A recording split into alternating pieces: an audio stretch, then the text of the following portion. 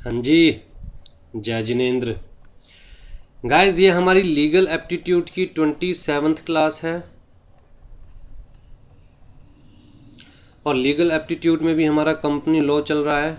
ये company law की 12th class है, राइट। तो लास्ट क्लास में हम लोगों ने स्टार्ट किया था board of directors. Company law में शेयर कैपिटल हमारा कवर हो चुका था और लास्ट क्लास में हम लोगों ने बोर्ड ऑफ डायरेक्टर्स स्टार्ट किया था, जिसमें हमने बेसिक कंसेप्ट पढ़ लिया था कि बोर्ड ऑफ डायरेक्टर्स के बारे में, डायरेक्टर्स के बारे में, राइट। और हमने देखा था कि only individuals can be appointed as director. किसी भी बॉडी कॉरपोरेट को, फर्म को, एसोसिएशन को एज डायरेक्टर अपॉइंट नहीं किया जा सकता, क्योंकि डायरेक्टर की जो पोजीशन है वो बड़ी ही रिस्पॉन्सिबिलिटी की, अकाउंटेबिलिटी की पोजीशन है। फिर हमने देखा था कि अगर किसी को डायरेक्टर बनाया जाता है तो वो अपना ऑफिस किसी और को असाइन नहीं कर सकता, मतलब अपनी रिस्पॉन्सिबिलिटीज़, अपनी अकाउंटेबिलिटीज़ किसी और को असाइन नहीं कर सकता। अगर वो अपना काम किसी और को डेलीगेट करता भी है तो भी रिस्पॉन्सिबल, अकाउंटेबल वो ही रहेगा, राइट। फिर जी इंडियन रेजिडेंट डायरेक्टर का कंसेप्ट हम लोगों ने देखा था कि हर कंपनी में, एवरी कंपनी, चाहे वो प्राइवेट है, पब्लिक है, वन पर्सन कंपनी है, गवर्नमेंट है, नॉन गवर्नमेंट है, कोई फ़र्क नहीं पड़ता, हर कंपनी में एटलीस्ट एक डायरेक्टर ऐसा होना चाहिए जिसे हम कहते हैं इंडियन रेजिडेंट डायरेक्टर। और इंडियन रेजिडेंट डायरेक्टर किसे कंसिडर किया जाएगा, तो बड़ा क्लियर कट सा कहा गया कि भैया फाइनेंशियल ईयर के अंदर कम से कम इंडिया के अंदर जो स्टे है वो कितना होना चाहिए, 182 डेज़ का during the financial year. Word याद रखना, ये एमसीक्यू के पॉइंट ऑफ व्यू से, कैलेंडर ईयर नहीं, फाइनेंशियल ईयर, ठीक है। न्यूली इनकॉर्पोरेटेड कंपनी के केस में हमने देखा था कि ये रिक्वायरमेंट प्रोपोर्शनेटली रिड्यूस हो जाएगी depending upon the date of the incorporation of the company. आज ये जी maximum minimum number of directors हमने देख लिए थे, ये भी सेक्शन 149 में ही बताया हुआ है कि जी मैक्सिमम डायरेक्टर्स कितने होंगे, मिनिमम कितने होंगे। तो वन पर्सन कंपनी केस में minimum 1 director, private company case में minimum 2 directors, public company case में मिनिमम 3 डायरेक्टर्स, और मैक्सिमम, चाहे कोई भी कंपनी हो, प्राइवेट है, वन पर्सन है या पब्लिक है, कोई भी कंपनी है, मैक्सिमम 15 डायरेक्टर्स हो सकते हैं। ये जो मैक्सिमम लिमिट है ना, ये आप कंसिडर कीजिए eight the time of incorporation, eight the time of incorporation. क्यों?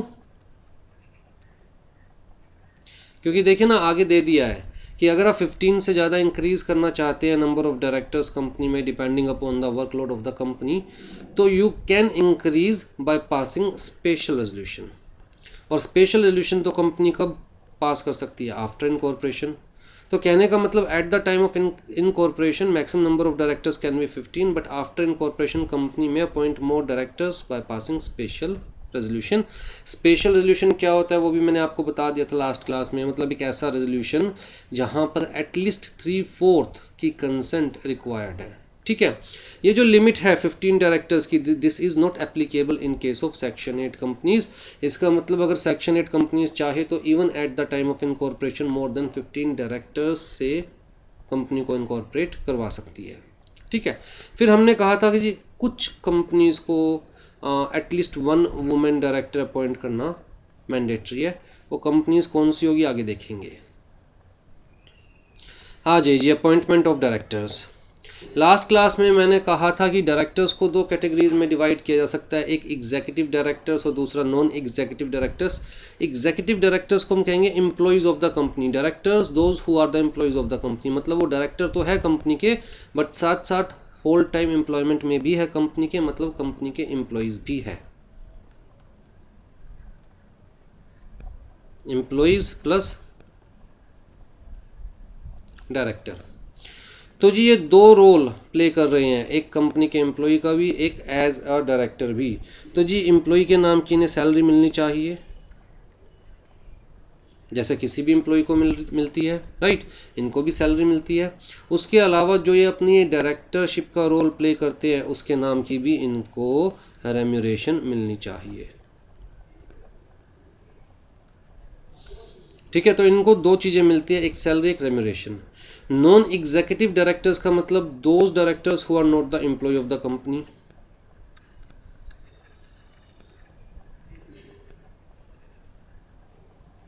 Not the employ of company. तो जी कंपनी के एम्प्लॉय तो है नहीं, होल टाइम बेसिस पर तो कंपनी के साथ एंगेज्ड नहीं है। ये कहता है जी होल टाइम बेसिस पर एंगेज्ड है कंपनी के साथ,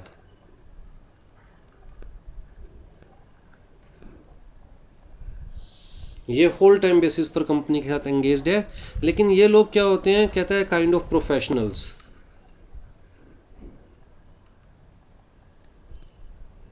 मतलब कि ऐसे लोग जो कि कंपनी के काम के लिए कॉम्पिटेंट है, इम्पोर्टेंट है कंपनी के लिए, बट इनकी डे टू डे बेसिस पर रिक्वायरमेंट नहीं है। जब भी बोर्ड ऑफ डायरेक्टर्स की मीटिंग बैठेगी किसी भी मैटर को रिजॉल्व करने के लिए, इन्हें कॉल कर लिया जाएगा कि भैया आज मीटिंग है, आप आज आ जाइए। उसके अलावा ये अपना जो मर्जी काम करते रहे, जैसे मर्जी ज़िंदगी जीते रहे, कोई फ़र्क नहीं पड़ता, राइट। तो मतलब not the employ of the company, not engaged with the company on whole time basis, right. तो such directors are known as non executive directors. अब जी नॉन एग्जीक्यूटिव डायरेक्टर्स में भी दो कैटेगरीज हो जाती है, independent directors, non independent directors. Independent directors का बड़े सिंपल से अगर मैं आपको बताना चाहूँ कि जिसका कंपनी के साथ, कंपनी के बोर्ड ऑफ डायरेक्टर्स के साथ, कंपनी की टॉप लेवल मैनेजमेंट के साथ कोई लेना देना नहीं है, ठीक है। तो मान के चलते हैं टाटा जो कंपनी है, वो लोग मुझे एज डायरेक्टर अपॉइंट कर लेते हैं, तो मैं ना तो टाटा के साथ मेरा कोई लेना देना, ना मैंने उसके शेयर्स परचेज कर रखे, ना मैंने उसे कोई उधार दे रखा, ना उससे कोई उधार ले रखा, राइट। ना टाटा के किसी भी डायरेक्टर के साथ मेरा कोई रिलेशन है किसी भी तरह का, ना उनके साथ मेरा कोई लेना देना है, ना ही मैं या टाटा के डायरेक्टर जो है वो किसी और कंपनी में कॉमनली डायरेक्टर है या किसी और फर्म में पार्टनर्स है, मतलब किसी तरह का दूर दूर तक कोई लेना देना नहीं है। और ना ही मैनेजमेंट के साथ कोई लेना देना है। उन लोगों ने लेट से मुझे अपॉइंट किया एज द डायरेक्टर क्योंकि मुझे लॉ की नॉलेज है और उन्हें लगता है कि भाई बोर्ड ऑफ डायरेक्टर्स में एक तो बंदा ऐसा होना चाहिए, एक तो डायरेक्टर ऐसा होना चाहिए जो कंपनी को प्रॉपरली सारी लीगल एडवाइस देता रहे, ठीक है।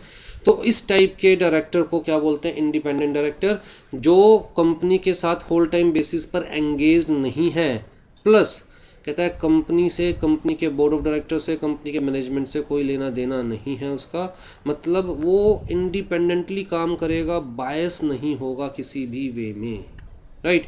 जो सही है उसे सही कहेगा, जो गलत है उसे गलत कहेगा। क्यों? क्योंकि उसका किसी के साथ कोई रिलेशन नहीं है जो कि उसे बायस कर सके।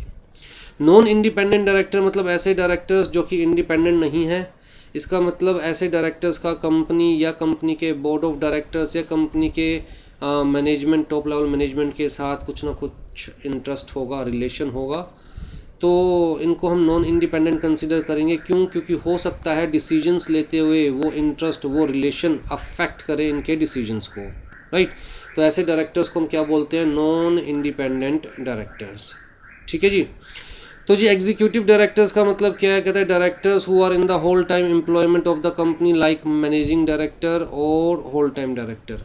तो बेसिकली दो ही डायरेक्टर्स होते हैं, दो ही कैटेगरी के डायरेक्टर्स होते हैं एग्जीक्यूटिव डायरेक्टर्स की हम बात करें, या तो बंदा होगा मैनेजिंग डायरेक्टर या होगा होल टाइम डायरेक्टर, ठीक। अब जी होल टाइम डायरेक्टर का मतलब employee of the company plus director of the company.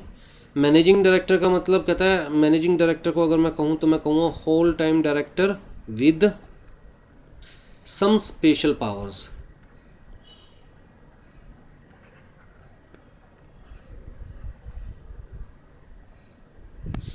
तो मतलब एक ऐसा whole time director who is holding some special powers that may be due to provision in the memorandum of association or article of association, or maybe due to provision in the appointment of such person, maybe due to provision any provision in the resolution passed by the members in the general meeting, किसी भी वजह से हो सकता है, but having some special powers which ordinarily another whole time directors are not having, ठीक है। They receive रेम्यूरेशन for their employment and setting fee for attending the board meeting. तो जी अपनी एम्प्लॉयमेंट के नाम की सैलरी मिलेगी, प्लस डायरेक्टरशिप के नाम का जो काम करेंगे उस नाम की रेम्यूरेशन भी मिलेगी। ये बेसिकली हम क्या बोलते हैं, सिटिंग फ़ी। सिटिंग फ़ी किस लिए कहते हैं इसे, कहता है जी डायरेक्टर आएगा बोर्ड मीटिंग में, बैठेगा, तशरीफ़ रखेगा, वो तशरीफ़ रखने के नाम की जो उसे फ़ीस दी जा रही है दैट इज़ सिटिंग फ़ी। तो इनको तो दोनों मिलेगी क्योंकि होल टाइम बेसिस पर एंगेज्ड है कंपनी के साथ, तो जी सैलरी भी मिलेगी प्लस सिटिंग फ़ी भी मिलेगी, क्योंकि एज ए डायरेक्टर भी है, board of directors meeting attend करेंगे, डिसीजन मेकिंग प्रोसेस में पार्टिसिपेट करेंगे। लेकिन इन लोगों को सिर्फ क्या मिलेगा, कंपनी से सिटिंग फ़ी,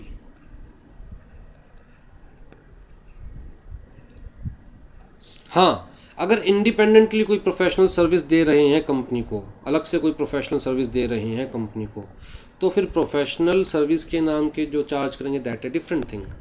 लेकिन एज ए डायरेक्टर इन्हें क्या मिलेगा? सिर्फ sitting fee. Non executive directors who are not in the whole time employment of the company, all directors except MD and WTO, managing director and whole time director, all directors except managing director and whole time director। ठीक है, तो managing director whole time director को छोड़ के बाकी सबको क्या बोला जाता है? Non executive directors. They may be either independent और नॉन इंडिपेंडेंट। इंडिपेंडेंट डायरेक्टर का मतलब कहता है जो सेक्शन 149 सब सेक्शन 6 में क्राइटेरिया दे रखा है उन क्राइटेरिया को सेटिस्फाई करे, उसी डायरेक्टर को क्या माना जाएगा? Independent director. ठीक है, इन शॉर्ट मैंने आपको बता ही दिया था, डिटेल में एग्जीक्यूटिव लेवल पर पढ़ेंगे। हाँ जी, in general they are those directors who do not have any monetary और other relation with the company, its board of directors, its key managerial personnels, promoters which may affect the independence of their decisions at the board meeting. Non independent director का मतलब simple सी बात, ऐसा director who is not independent, right, मतलब who does not satisfy the do not satisfy the condition of section 149 subsection 6। आजिए जी, अभी general rule देखिए। General rule क्या लिखा हुआ है? कहता है board of directors must have optimum combination of executive and non executive directors. अब जी जो इंसान कंपनी के साथ डे टू डे बेसिस पर जुड़ा हुआ है, कौन? Executive director. तो जी उसका तो कंपनी में ऑटोमेटिकली इंटरेस्ट क्रिएट हो जाएगा, उसके अपने खुद के इंटरेस्ट भी होंगे। हो सकता है वो कम्प्लीटली इंडिपेंडेंटली फॉर मेंबर्स काम ना करे, उसके खुद के गोल्स भी होंगे कि हाँ मुझे ज़्यादा से ज़्यादा प्रॉफिट दिखाना है, अपनी परफॉर्मेंस अच्छी से अच्छी दिखानी है, और मेरी मतलब इंक्रीमेंट होनी चाहिए, मेरी सैलरी इंक्रीज़ होनी चाहिए, राइट। तो उसे कुछ पर्सनल गोल्स भी होंगे, और पर्सनल गोल्स को अचीव करते हुए वो कंपनी के गोल्स अचीव करने की कोशिश करेगा। लेकिन यहाँ पर अगर हम नॉन एग्जीक्यूटिव डायरेक्टर्स की बात करें तो मतलब इनको मैं बोलूँगा बेसिकली इंटरेस्टेड का मतलब कहता है जी इनके खुद के अपने इंटरेस्ट भी होंगे कंपनी के अंदर, खुद के अपने पर्सनल गोल्स भी होंगे, लेकिन इनके अपने कोई पर्सनल गोल्स नहीं होते नॉन एग्जीक्यूटिव डायरेक्टर्स के। इनको तो भैया बोर्ड मीटिंग में जाना है, जो मैटर होगा उसके ऊपर जेन्युइन राय देनी है और वापस अपने घर आ जाना है, राइट। तो इनके कोई पर्सनल गोल्स नहीं होते। तो ऑप्टिमम कम्बिनेशन का मतलब क्या है कि भाई कम से कम बोर्ड ऑफ डायरेक्टर्स के अंदर इतने नॉन एग्जीक्यूटिव डायरेक्टर्स होने चाहिए कि बोर्ड ऑफ डायरेक्टर अगर कोई डिसीजन ले रहे हैं तो वो डिसीजन मान के चला जाए इंडिपेंडेंटली सोचकर समझकर और सबके हित में लिया गया है, ठीक है। तो जी optimum combination of executive and non executive directors, further large number of independent directors means more unbiased transparent decision making which will lead to common welfare and growth of the company as a whole। तो ये private companies के case में ऐसी कोई restriction नहीं है। Private company मतलब घरेलू कंपनी, हम प्राइवेट कंपनी के बारे में पढ़ चुके हैं, राइट। तो उस केस में ऐसी कोई रिस्ट्रिक्शन नहीं है कि हाँ भैया इतने ही एग्जीक्यूटिव डायरेक्टर होने चाहिए, इतने ही नॉन एग्जीक्यूटिव डायरेक्टर होने चाहिए। कहता है private companies are free to maintain the combination of executive non executive director in any ratio. वो चाहे तो सारे एग्जीक्यूटिव डायरेक्टर्स भी रख सकती है, चाहे तो सारे नॉन एग्जीक्यूटिव डायरेक्टर्स भी रख सकते हैं, कोई फ़र्क नहीं पड़ता। लेकिन जब बात आती है पब्लिक कंपनी की, जहाँ मान के चला जाता है कि भैया public interest is involve, public money is involve, वहाँ पर कंपनी लॉ ने कहा कि भैया there must be an optimum combination of executive and non executive directors. उसके अलावा अगर कंपनी लिस्टेड है, लिस्टेड कंपनी का मतलब क्या हो गया कि भैया कंपनी के शेयर्स पब्लिक तक पहुँच चुके हैं, कंपनी के शेयर्स की ट्रेडिंग होती है स्टॉक एक्सचेंज के ऊपर, राइट। तो बहुत सारे लाखों लोगों के पैसे उस कंपनी में लगे हुए हैं, तो वहाँ पर और स्ट्रिंजेंट गाइडलाइंस दे रखी है, रिक्वायरमेंट्स दे रखी है with respect to optimum combination of executive and non executive director on the board of directors of a company, ठीक है जी। तो वो जो दे रखी है स्ट्रिंजेंट कंडीशंस कह लीजिए, वो कहाँ पर है? SEBI listing obligations and disclosures requirement, जिसे हम लॉडरी बोलते हैं, LODR, रेगुलेशंस 2015। ये क्या है? ये वो रेगुलेशंस हैं अगर आपको अपनी कंपनी स्टॉक एक्सचेंज पर लिस्ट करवानी है, अगर आप पब्लिक इशू लेके आना चाहते हैं, आप पब्लिक को शेयर सेल करना चाहते हैं, पब्लिक से फंड्स रेज करना चाहते हैं, तो आपको अपनी कंपनी को किसी न किसी नेशन वाइड स्टॉक एक्सचेंज पर लिस्ट करवाना होगा। और इंडिया में 2 ही नेशन वाइड स्टॉक एक्सचेंज है, एक BSE है हमारे पास और एक NSE है, Bombay stock exchange, national stock exchange, right. तो आपको अपनी कंपनी किसी न किसी एक स्टॉक एक्सचेंज पर लिस्ट करवानी पड़ेगी, दोनों पे करवाओ तो बेटर है। और जी लिस्ट करवाने के लिए सबसे पहले आपको ये जो रेगुलेशंस है इसके प्रोविजंस कंप्लाई करने पड़ेंगे, ठीक है। तो यहाँ पर कुछ कंडीशंस बता रखी है कि भैया बोर्ड ऑफ डायरेक्टर्स में कम से कम कितने एग्जीक्यूटिव डायरेक्टर्स होने चाहिए, कितने नॉन एग्जीक्यूटिव डायरेक्टर्स होने चाहिए। देखते हैं आगे, आ जाइए जी। सबसे पहले तो अपॉइंटमेंट ऑफ डायरेक्टर्स की बात कर रहे हैं। देखिए ध्यान से, दिमाग पे थोड़ा सा जोर डालिएगा, सारी चीज़ें अपने आप क्लियर होती चली जाएगी। जब शुरुआत में कोई भी कंपनी बनेगी, जैसे हम एग्जांपल लेते हैं भैया ABCD 4 लोगों ने मिलकर कंपनी बनाने की सोची, तो भैया कंपनी का नाम कौन डिसाइड करेगा? कहता है ये लोग, those who are the promoters of the company ने क्या बोलेंगे? Promoters of the company.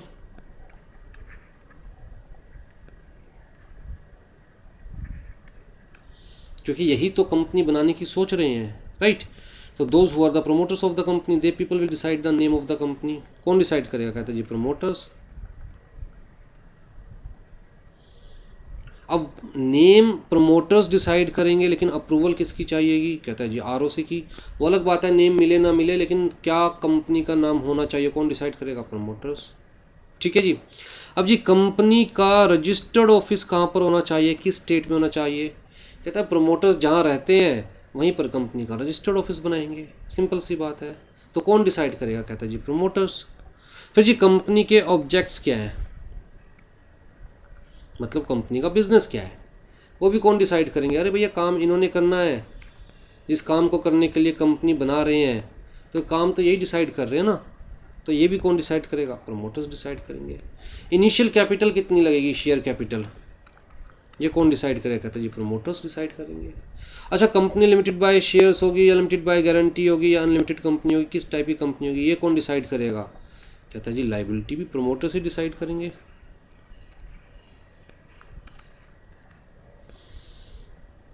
तो जी कंपनी बनने के बाद कंपनी का डायरेक्टर कौन होगा, कौन कौन डायरेक्टर्स होंगे कंपनी के?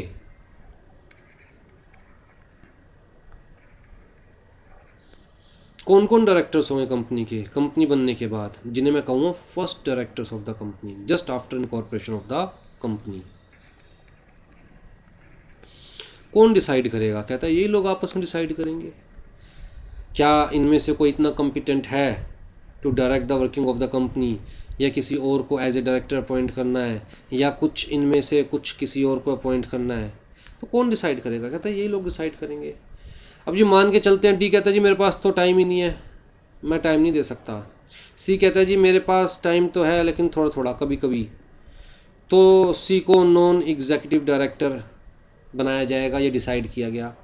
ए और बी तो कहता है ये तो भैया होल टाइम ही फ्री है, ये इसी काम के में ही इंटरेस्टेड है, तो कहा गया कि चलो जी इन दोनों को एग्जीक्यूटिव डायरेक्टर बनाया जाएगा, जिसमें से ए को MD अपॉइंट किया जाएगा, ये ज़्यादा पढ़ा लिखा है, ज़्यादा पैसे लगाएगा, ज़्यादा टाइम देगा, और बी को simple whole time director appoint किया जाएगा। इसके अलावा कहता है जी एक इनका दोस्त था जेड, वो लॉ की सारी नॉलेज थी उसे और IT की भी काफ़ी सारी नॉलेज थी उसे, तो सोचा गया चलो जी जेड को भी हम as non executive director appoint कर लेते हैं, ताकि टाइम टू टाइम जब भी बोर्ड मीटिंग हो इसको भी बुलाया जाए और इसके भी व्यूज़ लिए जाएं सारी चीज़ों पर, ठीक। तो कुल मिला के who shell be the first directors of the company किसने डिसाइड किया? इन चारों ने ही डिसाइड किया। अब जी ये लोग डिसाइड करके लिख देंगे कहाँ पर? आर्टिकल्स ऑफ एसोसिएशन में। कहाँ लिख देंगे? आर्टिकल्स ऑफ एसोसिएशन में, ठीक। कि जी mister A, mister B, mister C and mister Z shall be the first directors of the company, और ब्रैकेट में लिख देंगे उनकी पोजीशन कि mister A is the MD of the company, mister B is the whole time director of the company. और क्योंकि ये तो देखो एम्प्लॉई है तो इनके तो बाकायदा एग्रीमेंट्स भी होंगे, तो एग्रीमेंट्स भी अटैच कर दिए जाएंगे eight the time of incorporation, ठीक है। अगर इनिशियली ये लोग डिसाइड नहीं करते कि who shell be the first directors of the company, और आर्टिकल्स ऑफ एसोसिएशन में नहीं लिखा होता कि who shell be the first directors of the company, तो भैया कंपनी लॉ कहता है फिर जो भी कंपनी इनकॉर्पोरेट कर रहा है, individuals, only individuals can be the director, तो जो भी इंडिविजुअल्स कंपनी इनकॉर्पोरेट कर रहे हैं उन सबको फर्स्ट डायरेक्टर कंसिडर किया जाएगा if the name of the first directors are not mentioned in the articles of association. ठीक है, तो अब क्या याद रखना है, फर्स्ट डायरेक्टर्स कौन बेसिकली डिसाइड करेगा, प्रमोटर्स डिसाइड करेंगे। कहाँ लिखा जाएगा, आर्टिकल्स ऑफ एसोसिएशन में। अगर आर्टिकल्स ऑफ एसोसिएशन में नहीं लिखा गया तो भैया all the individual promoters, those who are promoting the company, shall be considered as the first directors of the company until and unless directors are appointed by the company in the general meeting, until and unless directors are appointed by the company in the general meeting। इसका मतलब एक बार first directors तो decide हो गए, अब जी company start हो गई है, कंपनी की वर्किंग स्टार्ट हो गई है, फिर जब कंपनी की फर्स्ट जनरल मीटिंग होगी उस जनरल मीटिंग में डिसाइड किया जाएगा कि जो फर्स्ट डायरेक्टर्स हैं वही कैपेबल है, वही प्रॉपरली काम कर रहे हैं, वही ट्रस्टवर्दी है, या फिर इनमें से किसी को रिप्लेस किया जाए और किसी दूसरे को अपॉइंट किया जाए। ठीक है, तो जी बात आती है फर्स्ट डायरेक्टर्स की। तो सेक्शन 152 ने अपॉइंटमेंट ऑफ डायरेक्टर के बारे में दिया हुआ है।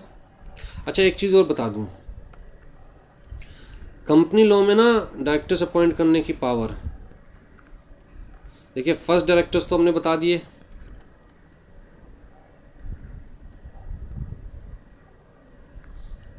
प्रमोटर्स डिसाइड करेंगे। कहता है कि आफ्टर फर्स्ट डायरेक्टर्स मतलब सब्सिक्वेंट डायरेक्टर्स,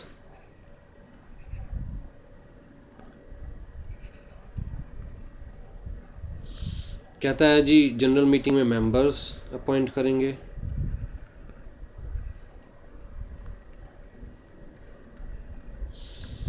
लेकिन इन केस ऑफ इमरजेंसी अगर खड़े पाओ डायरेक्टर अपॉइंट करने की रिक्वायरमेंट आती है तो उस केस में बोर्ड ऑफ डायरेक्टर्स को भी पावर दी गई है कि in case of emergency they can appoint director which will be ratified by the members in the general meeting later. तो एक बार तो कौन अपॉइंट कर लेगा, इन केस ऑफ इमरजेंसी कौन अपॉइंट कर सकता है, board of directors, right. But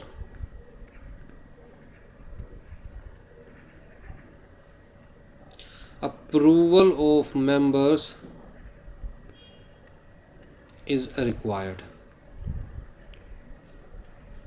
at later stage।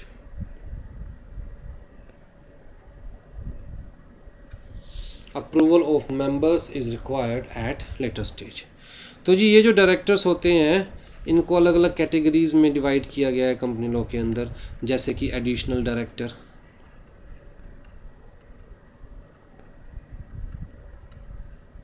भाई कंपनी में ऑलरेडी 4 डायरेक्टर्स हैं लेकिन एकदम से वर्कलोड पड़ गया या एकदम से कोई नया प्रोजेक्ट मिला और उस प्रोजेक्ट को हैंडल करने के लिए एक डायरेक्टर और अपॉइंट करना पड़ेगा जिसको उस प्रोजेक्ट के बारे में, उस फील्ड के बारे में नॉलेज है, तो जी एक और अपॉइंट करना पड़ेगा। तो कौन हो गया, एडिशनल, राइट।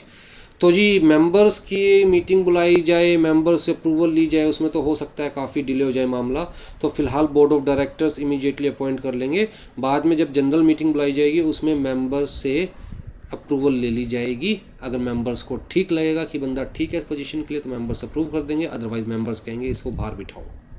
ठीक है, तो जब तक मेंबर रिजेक्ट नहीं करते तब तक एज एडिशनल डायरेक्टर वो वर्क करता रहेगा।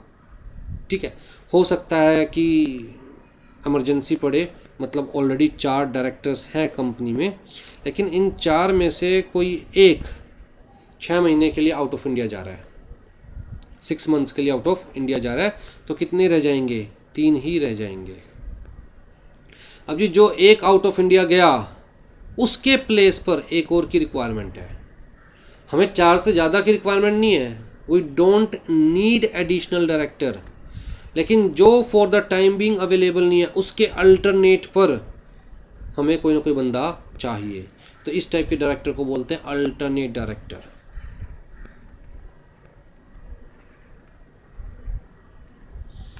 हमें एडिशनल की रिक्वायरमेंट नहीं है, 4 है सफिशिएंट है, लेकिन 4 में से भी एक भाई साहब 6 महीने के लिए हनीमून बनाने पता नहीं कहाँ जाएगा, अब तो कोरोना के टाइम पे कहीं गया, आउट ऑफ इंडिया गया, ठीक है। तो हमें 4 से ज़्यादा की रिक्वायरमेंट नहीं है, लेकिन 4 में से जो एक कम हो गया उसके अल्टरनेट पे हमें चाहिए, जब तक वो एक जो बाहर गया वापस नहीं आ जाता तब तक के लिए बस। तो इस टाइप के डायरेक्टर क्या बोलते हैं, अल्टरनेट डायरेक्टर, जिसके लिए हमें मेंबर्स की अप्रूवल लेने की रिक्वायरमेंट नहीं है। Board of directors can appoint such alternate directors. इसी तरह मान के चलो 4 डायरेक्टर्स है कंपनी के अंदर, लेकिन एक की all of the sudden death हो गई।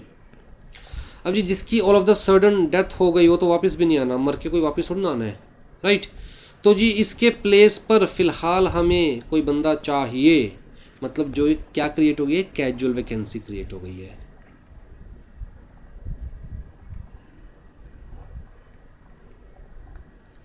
उस वैकेंसी को फिल करने के लिए हमें कोई ना कोई बंदा चाहिए। This vacancy can be filled by board of directors by appointing a director to fill this casual vacancy, right.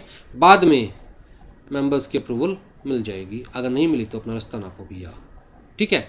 तो even board of directors can appoint directors on the board in certain cases, जैसे कि मैंने आपको बताया। Otherwise जो actual directors हैं वो कौन अपॉइंट करते हैं, members in the general meeting, ठीक है जी। आज ये सेक्शन 152 क्या कह रहा है। First director subsection 1, where no provision is made in AOA. देखो क्लियर कट लिखा हुआ है कि अगर प्रमोटर्स ने जब एओए बनाया उस वक्त डायरेक्टर्स के नाम नहीं लिखे कि कौन कौन फर्स्ट डायरेक्टर्स होंगे कंपनी के, तो where no provision is made in AOA of the company for the appointment of first director, the subscribers to the memorandum who are the individuals, मतलब जितने भी इंडिविजुअल प्रमोटर्स हैं, those who will subscribe the memorandum shall be deemed to be the first director of the company until the director are duly appointed। तो जब तक general meeting में directors को appoint नहीं किया जाएगा तब तक किन्हीं फर्स्ट डायरेक्टर कंसिडर किया जाएगा कि भैया या तो एओए में लिखा हो क्लियर कट कि who shell be the first directors of the company. अगर एओए में नहीं लिखा हुआ तो कहता है जो भी इंडिविजुअल्स हैं, those who are incorporating the company shall be considered as the first directors of the company, ठीक है जी। फिर लिखा हुआ है जी in case of 1 person company, 1 person company के केस में तो एक ही इंसान होता है जो कंपनी बनाता है, तो that person the member shall be deemed to be the first director of the company until the director or directors are duly appointed by the members in accordance with the provisions of this section, ठीक है। तो कुल मिलाकर यहाँ पर बात समझने की इतनी सी है कि जब कंपनी इनकॉर्पोरेट होएगी या तो कंपनी के आर्टिकल्स ऑफ एसोसिएशन में लिखा जाए कि भैया ये फर्स्ट डायरेक्टर्स है कंपनी के। अगर नहीं लिखा जाएगा कंपनी के आर्टिकल्स में तो जो भी इंडिविजुअल्स हैं, those who are incorporating the company, those who are subscribing the memorandum shall be deemed to be the, deemed मान के चला जाएगा, to be the first directors of the company, ठीक है। आ जाइए जी। अब फर्स्ट डायरेक्टर अपॉइंट हो गए थे हमारे एग्जाम्पल के अंदर। कौन कौन अपॉइंट हो गया था, हमने कहा जी एक तो मिस्टर ए है जिसको हमने अपॉइंट किया, बी को अपॉइंट किया, जेड को अपॉइंट किया और सी को अपॉइंट किया। चलो जी, ए बी सी और जेड, ये 4 हमारे क्या थे, फर्स्ट डायरेक्टर्स।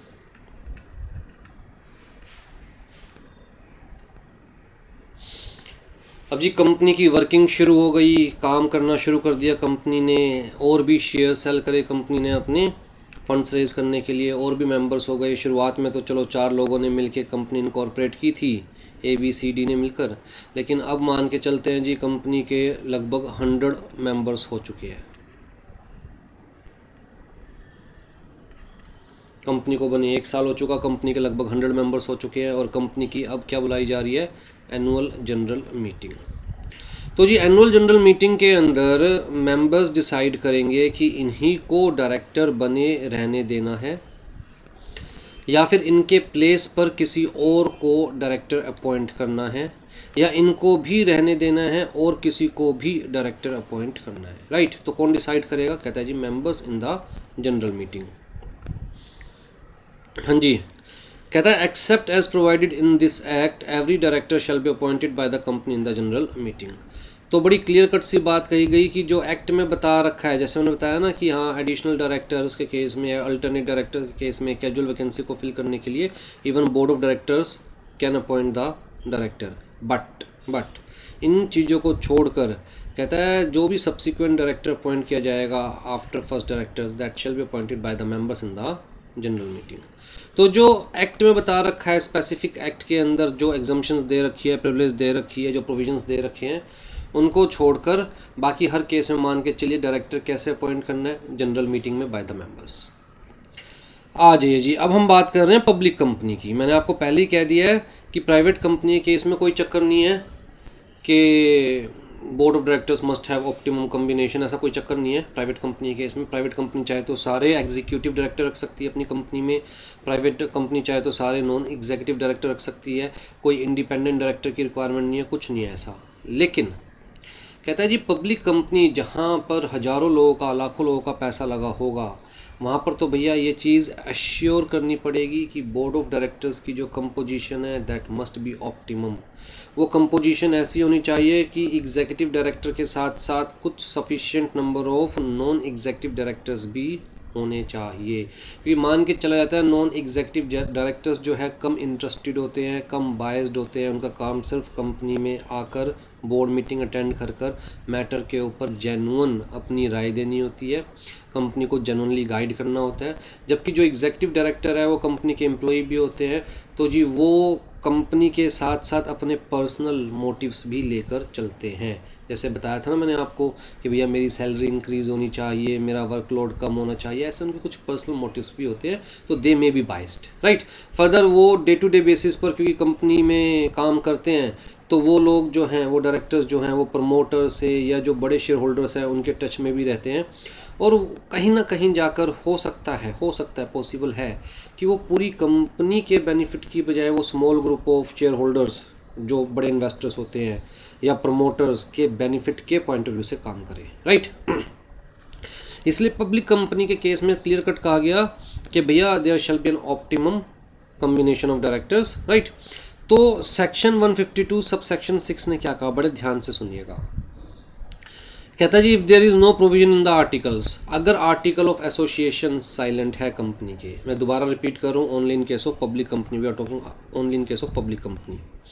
अगर आर्टिकल्स ऑफ एसोसिएशन साइलेंट है, मतलब आर्टिकल्स ऑफ एसोसिएशन में कुछ नहीं लिखा हुआ कंपनी के, तो कंपनी लोग कहता है एट लिस्ट, मतलब not less than 2/3 of the number of directors of a public company shall be persons whose period of office is liable to determination by retirement by rotation। ठीक, तो इतनी बड़ी लाइन में इन्होंने बड़ी सिंपल सी बात कही कि अगर आर्टिकल्स ऑफ एसोसिएशन साइलेंट है, उसमें कुछ नहीं लिखा हुआ, तो कम से कम at least 2/3 of total number of directors shall be rotational directors।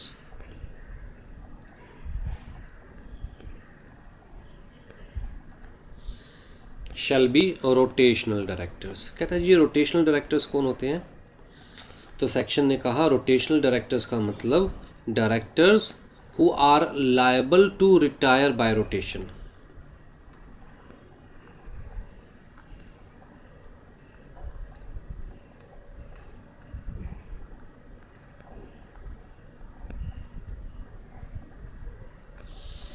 Directors who are liable to retire by rotation. इसका मतलब फिक्स्ड डायरेक्टर्स कितने हो सकते हैं, फिक्स्ड का मतलब all time director, managing director, मतलब एग्जीक्यूटिव डायरेक्टर कितने हो सकते हैं, फिक्स्ड कह लीजिए या आप एग्जीक्यूटिव कह लीजिए, क्योंकि ये तो एम्प्लॉयमेंट में है कंपनी के, ये तो रिटायर नहीं हो सकते, तो भैया ये कितने हो सकते हैं, मैक्सिमम 1/3। और नॉन एग्जीक्यूटिव डायरेक्टर कितने हो सकते हैं, नॉन एग्जीक्यूटिव कह लीजिए या फिर रोटेशनल कह लीजिए, रोटेशनल डायरेक्टर मिनिमम 2/3, मतलब ये 1/3 से ज़्यादा नहीं हो सकते, ये 2/3 से कम नहीं हो सकते। क्या 100% डायरेक्टर्स नॉन एग्जीक्यूटिव हो सकते हैं? यस, 100% डायरेक्टर्स नॉन एग्जीक्यूटिव हो सकते हैं, मतलब 1/3 से ज़्यादा एग्जीक्यूटिव डायरेक्टर्स नहीं हो सकते, फिक्स डायरेक्टर्स नहीं हो सकते।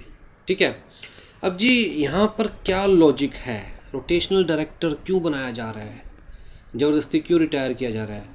कहता है जो इंसान जितने लंबे समय तक एक पर्टिकुलर पोजीशन पे रहता है वो उस पोजीशन का उतना ही ज़्यादा मिसयूज़ कर पाता है, उसके लिंक्स बन जाते हैं, उसके इंटरेस्ट्स क्रिएट हो जाते हैं और वो उस पोजीशन का मिसयूज़ कर सकता है। लेकिन अगर एक इंसान को पता है यार मुझे सिर्फ 2 साल 3 साल ही रहना है इस पोजीशन पे, उसके बाद मुझे रिटायर होना ही होना है, तो इतने टाइम तक वो लिंक्स नहीं बना पाता, वो अपने इंटरेस्ट क्रिएट नहीं कर पाता, वो ऐसे मौके नहीं ढूंढ पाता कि वो अपने पर्सनल बेनिफिट की तरफ सोचे instead of benefit of company as a whole. ठीक है, इसलिए कहा गया कि जी maximum 1/3 director shall be fix director and minimum 2/3 director shall be those directors who shall retire by rotation, जिन्हें कहते हैं रोटेशनल डायरेक्टर्स। ठीक है, अब सवाल ये उठता भैया इनमें से रिटायरमेंट कैसे होगी, इनमें से रिटायरमेंट कैसे होगी? तो जी आगे देखिए,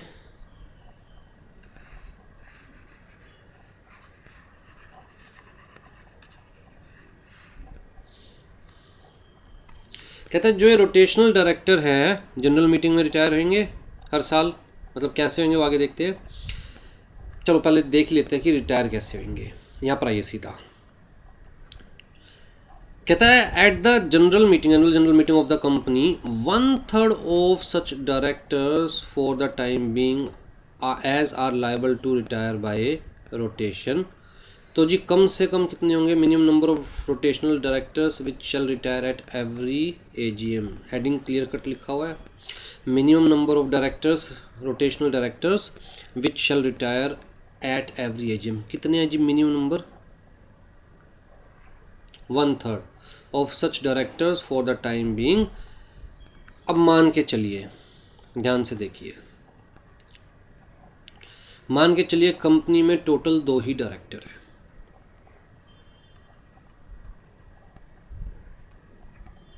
अच्छा चलो पब्लिक कंपनी की बात कर रहे हैं तो हम क्यों 2 क्यों कंसिडर करें, पब्लिक कंपनी में तो मिनिमम 3 डायरेक्टर्स होते हैं। तो जी मान के चलते कंपनी में मिनिमम 3 डायरेक्टर्स है। पहला प्रोविज़न क्या कहता है कि इन 3 में से एटलीस्ट 2/3 क्या होने चाहिए, रोटेशनल डायरेक्टर होने चाहिए। तो जी 3 का 2/3 कितना हो गया? तो जी इस केस में रोटेशनल डायरेक्टर्स कितने होने चाहिए, कहता है जी कम से कम 2। फिक्स डायरेक्टर्स कितने हो सकते हैं, कहता है मैक्सिमम 1। ठीक है, यहाँ तक क्लियर। अब जी इसमें से 2 में से 1/3, 2 में से 1/3 क्या होना चाहिए, रिटायर हर एजीएम पर, हर साल मतलब। ठीक है, जो रोटेशनल डायरेक्टर्स हैं उनमें से 1/3 हर साल रिटायर होने चाहिए। अब जी 2 का 1/3 कितना हुआ, तो क्या करें, एक इंसान तो रिटायर नहीं होगा भाई, कितने रिटायर होंगे 0.66, तो एक को आधा काट के रिटायर कर दे। कहता है जी 2 में से कितने रिटायर होने चाहिए, 1/3। क्या यहाँ पर एटलीस्ट लिखा हुआ है? कहता है at annual general meeting of a public company 1/3 लिखा हुआ, एटलीस्ट तो नहीं लिखा हुआ। क्या यहाँ पर लिखा हुआ था नोट लेस देन, यहाँ पर लिखा हुआ था नोट लेस देन, यहाँ पर तो नोट लेस देन नहीं लिखा हुआ। तो 1/3 का मतलब क्या हुआ, कहता है जो भी 1/3 बैठ रहा है उसके पास का नंबर। तो जी इसके पास का नंबर क्या हुआ, 1। तो ए बी सी मान के चलो तीनों ही कंपनी में रोटेशनल डायरेक्टर थे, एक भी फिक्स डायरेक्टर नहीं था। अब जी इसमें से अगर हम कहते हैं कि 1/3 रिटायर होने चाहिए हर साल, तो 3 रोटेशनल डायरेक्टर है, 1/3 3 का कितना हो गया, 1। मतलब पहले साल ए रिटायर हो जाएगा, अगले साल बी रिटायर हो जाएगा, अगले साल सी रिटायर हो जाएगा। जिस साल ए रिटायर होगा तो कहता है जी ये कंपनी के ऊपर है कंपनी चाहे तो इसके प्लेस पर किसी और को अपॉइंट करे, लेट्स से एक्स, कंपनी चाहे तो इसी को रीअपॉइंट कर दे। कंपनी चाहे तो इसके प्लेस पर किसी और को अपॉइंट करे, कंपनी चाहे तो इसी को रीअपॉइंट कर दे। ठीक है, तो यही पॉइंट ऊपर हमारा रह गया था कि such director shall be eligible to be reappointed at annual general meeting. अगर मेंबर्स चाहती है तो जो डायरेक्टर रिटायर हो रहा है उसे रीअपॉइंट कर सकते हैं। अगर मेंबर्स को लगता है यार बंदा ठीक ठाक काम कर रहा है और बिल्कुल अनबाइस्ड होकर काम कर रहा है, सारे डिसीजंस कंपनी के हित में ले रहा है, तो क्यों इसे कंपनी से बाहर निकालना। भाई कंपनी लोगों ने कहा जी रिटायर तो करना पड़ेगा, तो दोबारा रिअपॉइंट करना चाहे तो मेंबर्स कर सकते हैं। ठीक है, अगर कंपनी को लगता है अच्छा रिटायर हो गया, बेकार था, तो उसकी जगह कंपनी चाहे तो मिस्टर एक्स को अपॉइंट कर लेगी, किसी को भी अपॉइंट कर लेगी। ठीक, तो इस प्रोविज़न को बड़े ध्यान से याद रखिएगा। अब जी सवाल ये आता है, जब कंपनी बनी थी तो ये तीनों ही डायरेक्टर थे कंपनी के, तो ये कहेगा पहले मैं क्यों रिटायर हूँ, पहले बी या सी को रिटायर कर दो। बी कहेगा मैं क्यों रिटायर हूँ, पहले ए या सी को रिटायर कर दो। पॉसिबल है ना। तो जी क्वेश्चन है, if rotational directors were appointed eight the same time in the past. दूसरा क्वेश्चन है, if rotational directors were appointed at the different time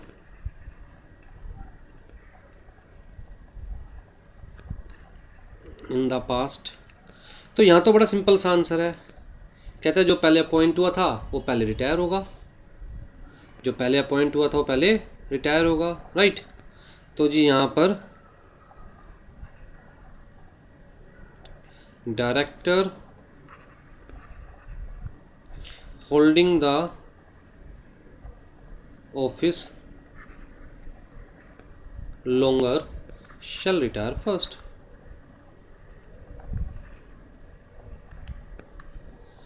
यहाँ तो क्लियर है, बट यहाँ क्या करें, कहेंगे जी हम तो तीनों एक साथ ही अपॉइंट हुए थे, तो ये कहेगा पहले बी को रिटायर कर दो, मुझे रिटायर करना ज़रूरी है, या सी को रिटायर कर दो।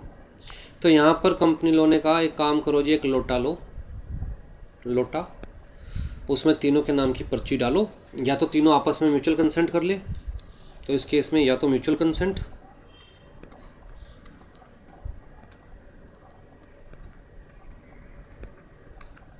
आपस में डिसाइड कर ले कौन पहले रिटायर होएगा कौन बाद में। कहता है अगर आपस में म्यूचुअल कंसेंट नहीं कर पा रहे तो भैया एक लोटा लो, लोटे में तीनों का नाम लिखो, पर्ची डालो तीनों के नाम की, ऐसे हिलाओ, एक पर्ची बाहर निकालो, जिसका नाम आया उसको बाहर, चल भाई तू पहले रिटायर होएगा। ठीक है, तो उसे हम कहते हैं लोट सिस्टम।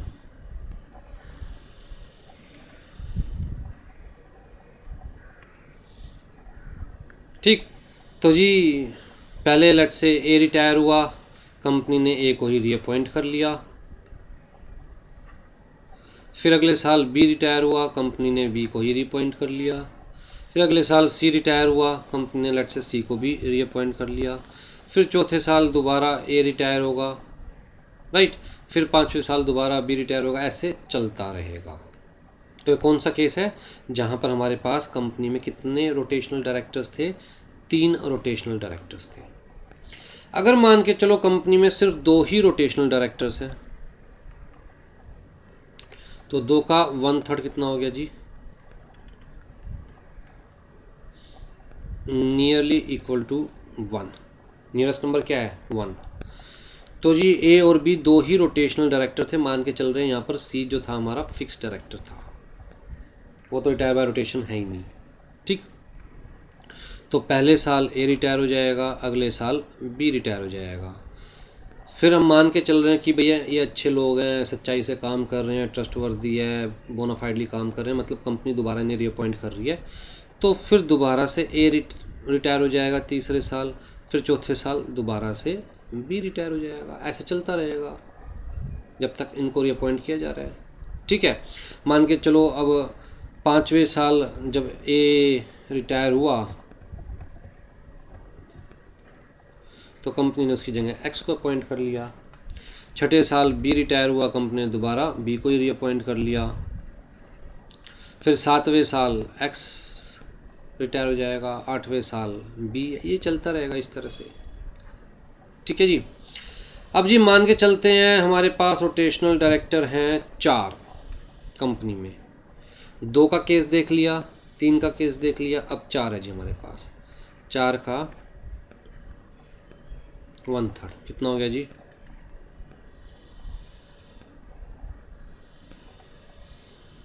1.33। नियरेस्ट नंबर क्या है इसका? नियरेस्ट नंबर क्या है इसका? 1। अब जी पूरा दोबारा से पढ़ते हैं line. If there number is neither 3 nor a multiple of 3, then the number nearest to 1/3 shall retire from the office. तो we have to consider the nearest number। ठीक है, अगर हमारे पास कंप्लीट नंबर नहीं आ रहा है तो हमें क्या कंसिडर करना है? Nearest number. तो ए बी सी डी, पहले साल ए रिटायर हो जाएगा, अगले साल बी रिटायर हो जाएगा। एक बंदा रिटायर होना जरूरी है ना, इस हिसाब से, इस कैलकुलेशन के हिसाब से। फिर अगले साल सी रिटायर हो जाएगा, अगले साल डी रिटायर हो जाएगा। किसने कहा है कि 3 साल में ही सारे? इसने क्या कहा है कि 1/3 हर साल रिटायर होने चाहिए। बच्चे क्या सोचते हैं 1/3 हर साल रिटायर होने चाहिए तो 3 साल में सारे रिटायर होने कंपलसरी है। किसने कहा है कि 3 साल में सारे रिटायर होने कंपलसरी है? इसने कहा जी 1/3 निकालो, अगर आपका होल नंबर नहीं आ रहा है तो नियरेस्ट नंबर लेके चलो, जो भी आता है। अब यहाँ नियरेस्ट 2 आ रहा है तो हर साल 2 रिटायर करो, अगर नियरेस्ट 1 आ रहा है तो हर साल 1 रिटायर करो। ठीक है, तो जरूरी थोड़ी ना कि ये जो हमारी सर्कल है 3 साल की होनी चाहिए, हो सकता है 4 साल की बन जाए सर्कल। फिर अगले साल दोबारा ए रिटायर हो जाएगा, फिर अगले साल दोबारा बी रिटायर हो जाएगा, ऐसे चलती रहेगी रोटेशन। अगर मान के चलो 5 है रोटेशनल डायरेक्टर कंपनी में, तो 5 का 1/3 कितना हुआ जी? 1.66। नियरेस्ट नंबर क्या है? 2। तो जी A B C D E, तो पहले साल लेट से ए बी रिटायर हो गए, अगले साल लेट से सी डी रिटायर हो गए, तीसरे साल कौन रिटायर होएगा? ई ए। अगर ए को ही रीअपॉइंट कर लिया जाएगा, बी को ही रीअपॉइंट कर लिया जाएगा पहले साल ही, तो तीसरे साल कौन? 2 जने होंगे, ई ए। हर साल 2 होने जरूरी है ना। फिर चौथे साल कौन होएगा? बी सी।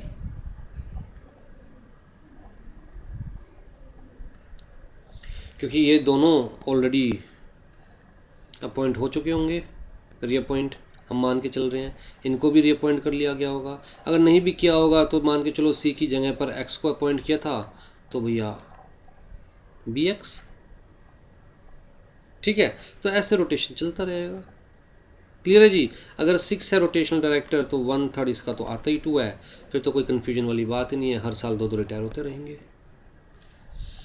तो जी 2 रूल आपको याद रखने हैं। पहला रूल क्या है कि maximum 1/3 non rotational director and minimum 2/3 rotational director, public company case में।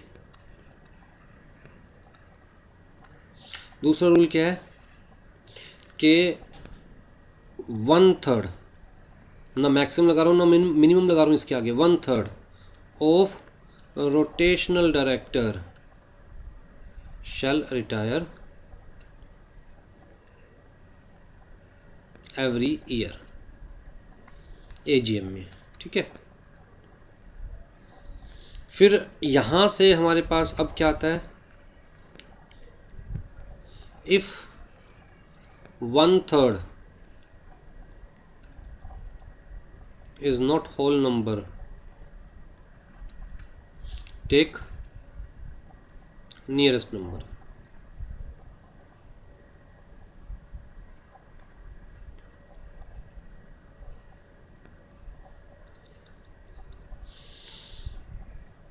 It is not mandatory,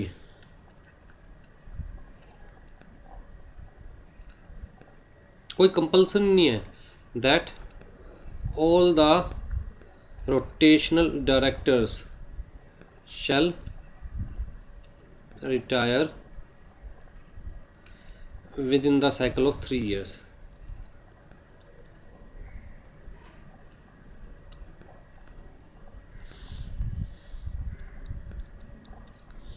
Directors who are retiring by rotation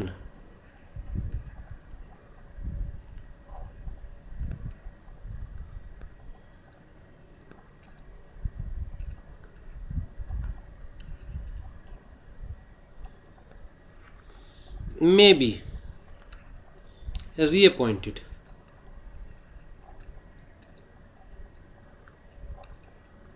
in the same meeting.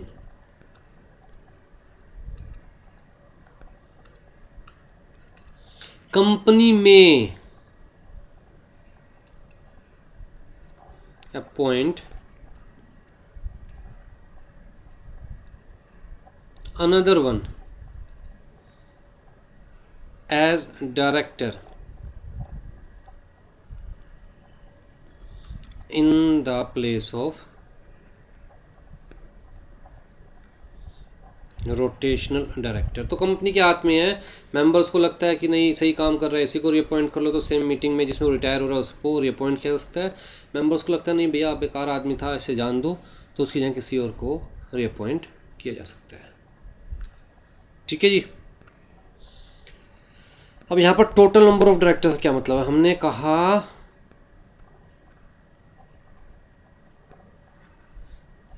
कि minimum 2/3 of total number of directors, not less than 2/3 of total number of directors शैल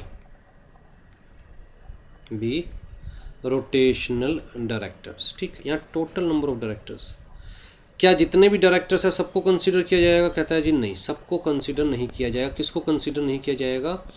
कहता है independent directors को consider नहीं किया जाएगा.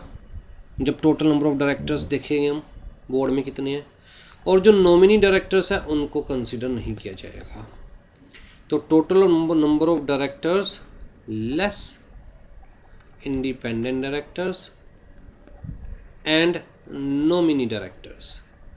मान के चलो बोर्ड में 10 टोटल नंबर ऑफ डायरेक्टर्स है, जिसमें से एक नॉमिनी डायरेक्टर है, 2 इंडिपेंडेंट डायरेक्टर है, तो 7 को कंसीडर किया जाएगा total number of director for this purpose, और 7 का 2/3 शैल बी रोटेशनल डायरेक्टर्स. ठीक है जी. चलो जी, यहाँ तक क्लियर है. Additional director shall be include in the total number of director. अगर बोर्ड ऑफ डायरेक्टर्स में कोई एडिशनल डायरेक्टर है तो उसे टोटल नंबर ऑफ डायरेक्टर्स में कंसीडर किया जाएगा, लेकिन इंडिपेंडेंट डायरेक्टर्स को और नॉमिनी डायरेक्टर्स को इस पॉइंट ऑफ व्यू से रोटेशनल डायरेक्टर कितने होने चाहिए ये फाइंड आउट करने के पॉइंट ऑफ व्यू से टोटल नंबर ऑफ डायरेक्टर में इंक्लूड नहीं किया जाएगा. यहाँ तक क्लियर? आ जाओ जी. कहता है पहले कौन रिटायर होगा? Those who have been longest in office since the last appointment. अगर सारे सेम डे अपॉइंट हुए थे तो लोटा सिस्टम, या तो वो खुद एग्री करे, अगर वो म्यूचुअल कंसेंट नहीं है तो भैया चूजन बाय लोटा सिस्टम. ठीक. हाँ, गवर्नमेंट कंपनी से केस में ये जो कंडीशन है इसे ख़त्म कर दिया गया है. कहता है गवर्नमेंट कंपनीज़ को रोटेशनल डायरेक्टर अपॉइंट करने की रिक्वायरमेंट नहीं है, उनको रिटायर करने की हर साल रिक्वायरमेंट नहीं है. Government companies are not liable to retire by rotation. Directors in the government companies are not liable to retire by rotation. आ जाइए जी, आगे आ जाइए. अब ये बड़ा इंपॉर्टेंट है, अगर समझना चाहो तो, अगर छोड़ना चाहो तो आपकी मर्जी है. राइट. मुझे नहीं लगता इसमें से एमसीक्यू पूछा जा सकता है, लेकिन इम्पोर्टेंट बहुत है समझने के पॉइंट ऑफ व्यू से. देखिए, ये चीज़ तो मैं आपको बता चुका हूँ कि भैया जो बंदा रिटायर होगा बाय रोटेशन, कंपनी चाहे तो उसी को रीअपॉइंट कर सकती है, चाहे तो उसके प्लेस पर किसी और को अपॉइंट कर सकती है. ठीक है भाई, एक सिंपल सा कंसेप्ट लेके चलो. ये हमारी बोर्ड ऑफ डायरेक्टर्स है. ठीक, 1 2 3 4 5 6, तो ये 7 क्या है? कहता है जी 7 ऑफिस है, ऑफिसेज ऑफ डायरेक्टर्स। इन्हें हम कह सकते हैं पोजीशंस ऑफ डायरेक्टर्स। मान के चलो ये जो ए है और बी है ये रिटायर बाय रोटेशन हो रहे हैं। जब ये रिटायर हो रहे हैं तो इसका मतलब एक बार के लिए ये चेयर खाली हो गई। अब कंपनी को डिसाइड करना है कि इस चेयर पर ए को ही वापस बिठाना है, इस चेयर पर बी को ही वापस बिठाना है, या फिर बी की जगह इस चेयर पर मिस्टर एक्स को बिठाना है, या फिर कंपनी को इस चेयर पर किसी को नहीं बिठाना और ये चेयर ही हटा देनी है।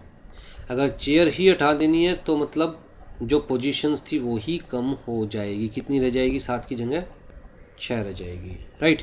तो कंपनी को डिसाइड करना है कि भैया क्या करना है। अब ये चीज़ मैं आपको बता चुका कि कंपनी चाहे तो सेम पर्सन को रीअपॉइंट कर सकती है, उन्हीं लोगों को वापस उसी चेयर पे बिठा सकती है, या फिर उनकी जगह पर किसी और को उस चेयर पे बिठा सकती है, या फिर कंपनी चाहे तो स्पेसिफिकली कह सकती है कि जी हमें तो ये पोजीशन फिल ही नहीं करनी, क्योंकि हमें लगता ही नहीं कि 7 डायरेक्टर्स की रिक्वायरमेंट है, 6 डायरेक्टर्स प्रॉपर काम कर लेंगे। ठीक, अब जी बात ये आती है कि अगर मीटिंग में ना तो कंपनी ने ये रिजॉल्व किया कि हम ये पोजीशन नहीं फिल कर रहे, कंपनी ने रिजॉल्व भी नहीं किया कि हम ये पोजीशन फिल नहीं कर रहे। अगर कंपनी चाहती है कि इस पोजीशन को, इस चेयर को हटाना है, तो कंपनी को स्पेसिफिकली ये रेजोल्यूशन पास करना पड़ेगा। अगर कंपनी ने स्पेसिफिकली ये रेजोल्यूशन पास नहीं किया और इस चेयर पे अभी तक किसी को बिठाया भी नहीं, ना तो बी को ही दोबारा रीअपॉइंट किया, ना एक्स को अपॉइंट किया, मतलब किसी और को स्पेसिफिकली अपॉइंट भी नहीं किया, तो मैं क्या बात कर रहा हूँ? If company has not resolved that company will not fill this position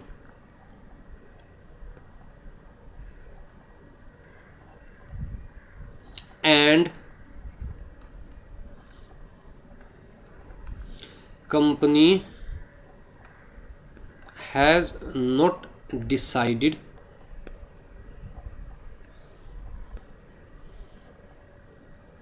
for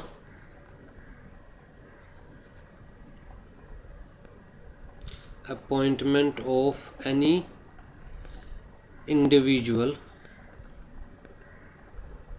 to fill this position,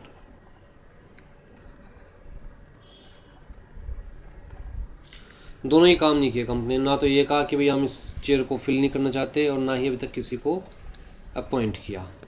तो उस केस के अंदर if the vacancy of retiring director is not so filled up, ना तो फिल की गई, and the meeting has not expressly resolve not to fill the vacancy, ना ही ये रिजॉल्व किया गया कि हमें ये वैकेंसी फिल नहीं करनी, तो मान के चला जाएगा कि अभी मीटिंग पूरी नहीं हुई, अभी मीटिंग पूरी नहीं हुई।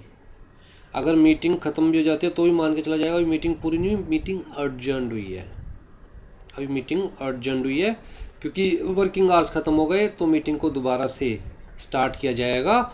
Meeting shall stand adjourned till the same day in the next week at the same time and place, and if that same day is a national holiday till the next succeeding day which is not a holiday and at the same time and place। तो जी Sunday को meeting थी, Sunday को ना तो company ने जो rotational directors थे उन्हीं को रीअपॉइंट किया, ना उनके प्लेस पर किसी और को अपॉइंट किया, ना ही कंपनी ने ये डिसाइड किया कि भैया हमें तो ये पोजीशन फिल ही नहीं करनी, और मीटिंग क्लोज़ हो गई। तो मान के चला जाएगा मीटिंग अभी कंप्लीट नहीं हुई है, मीटिंग अर्जेंट हुई है।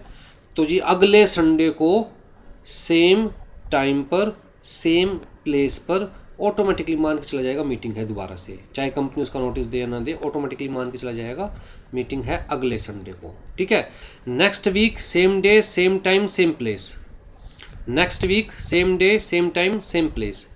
अगर अगला संडे जो है वो नेशनल हॉलीडे पाया तो declared as national holiday by the central government, तो मंडे को मान के चला जाएगा succeeding day which is not a national holiday. ठीक है, कि मीटिंग होगी जी। अब जी जो अर्जेंट मीटिंग हो रही है उसमें भी अगर कंपनी ने वो वैकेंसी फिल नहीं करी, the vacancy of the retiring director is not filled up, उसमें भी अगर कंपनी ने स्पेसिफिकली वो वैकेंसी फिल नहीं करी और साथ में कंपनी ने ये भी डिसाइड नहीं किया कि हमें ये वैकेंसी फिल नहीं करनी, तो मान के चला जाएगा कि कंपनी ने रिटायरिंग डायरेक्टर को ही रीअपॉइंट कर लिया। और अर्जेंट मीटिंग में भी जो नेक्स्ट संडे होगी उसमें भी कंपनी ने स्पेसिफिकली ये नहीं कहा कि यार बी को ही वापस रीअपॉइंट कर रहे हैं, या कंपनी ने ये भी नहीं कहा कि भैया हमें अपॉइंट ही नहीं करना इस पोजीशन पे किसी को, तो मान के चला जाएगा कि कंपनी बी को ही रीअपॉइंट कर रही है।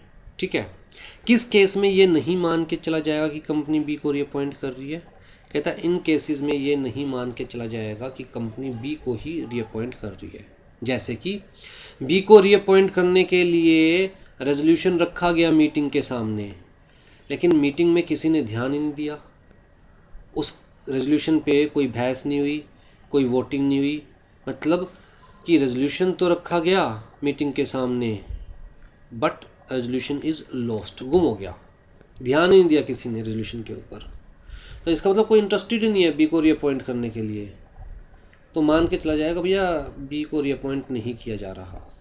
ठीक है, या फिर बी खुद से ही कह दे भैया I am not willing to be reappointed, फिर बी को रीअपॉइंटेड कंसीडर नहीं किया जाएगा।